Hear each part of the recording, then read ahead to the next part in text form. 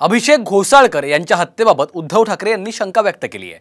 यावरून मुख्यमंत्री एकनाथ शिंदे आणि संजय राऊतांमध्ये पलटवार सुरू झालाय आणि याच वादातून महाराष्ट्राच्या राजकारणात करमचंद आणि फेकूचंद यांची एंट्री झाली।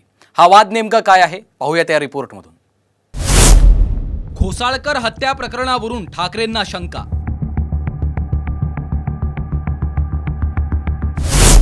एकनाथ शिंदेंचा उद्धव ठाकरेंवर निशाणा। मला वाटतं फावल्या वेळा सीआयडी आणि पेट्रोल क्राईम पाहत असतात। जासूस करमचंद त्यांच्यातून अवतरला असेल असं मला वाटतं। शिंदेंच्या टीकेला राऊतांचं सडेतोड उत्तर। आणि त्या चोर मंडळांचे सरदार फेकूचंद आहेत। ठाकरे गटाचे नगरसेवक अभिषेक घोसाळकर यांच्या हत्या प्रकरणावरून एकनाथ शिंदे आणि संजय राऊतांमध्ये जुंपली आहे।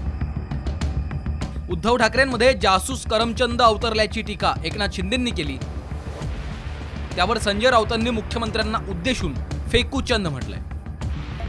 मी असं म्हणेन की 2.5 वर्षात 2दा मंत्रालयात गेलेले मुख्यमंत्री मला वाटतं फावल्या वेळा सीआयडी आणि पेट्रोल क्राईम पाहत असतील। आणि मग तो कोण एक जासूस, काय नाव त्याचं, जासूस करमचंद त्यांच्यातून अवतरला असेल असं मला वाटतं।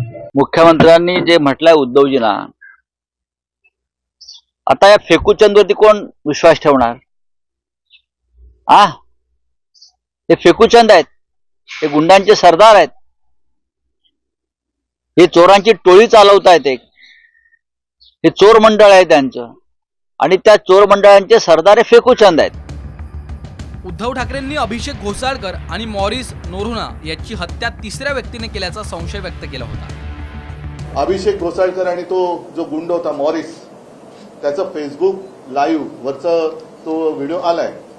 गोळ्या झाडतानाच दिसते, पण कोण झाडतं हे कळत नाहीये। पण त्यांनी जो एक माणूस स्वतःचा बॉडीगार्ड म्हणून ठेवला होता, त्याच्या शस्त्रातून त्यांनी त्या गोळ्या चालवल्या।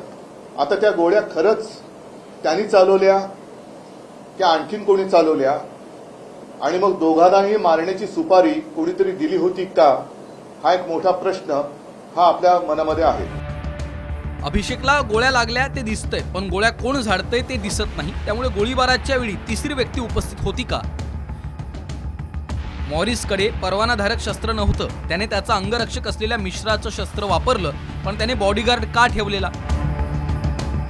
अभिषेक यांच्यावर मॉरिसने गोळ्या झाडल्या की आणखी कुणी झाडल्या? तसंच दोघांना मारण्याची सुपारी कुणीतरी दिली होती का? अभिषेक घोसाळकर हत्या प्रकरणात करमचंद आणि फेकूचंद कोण यावरून वातावरण तापलंय। पण फेकूचंद वरून राऊतांनी पंतप्रधान मोदींवरही निशाणा साधलाय। मोदींनी घोषणा केली होती शेतकऱ्यांचं इन्कम डबल करू, केलं का? हे सगळे फेकूचंद आहेत दिल्लीत आणि महाराष्ट्रात।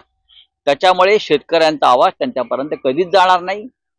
हे कानानं बहिरे आणि डोळ्यांना आंधळे झालेले हे राज्यकर्ते दिल्लीत आहेत, आणि त्यांना आपल्याला बदलावं लागेल, त्याशिवाय शेतकऱ्यांना न्याय मिळणार नाही। ही आमची भूमिका आहे।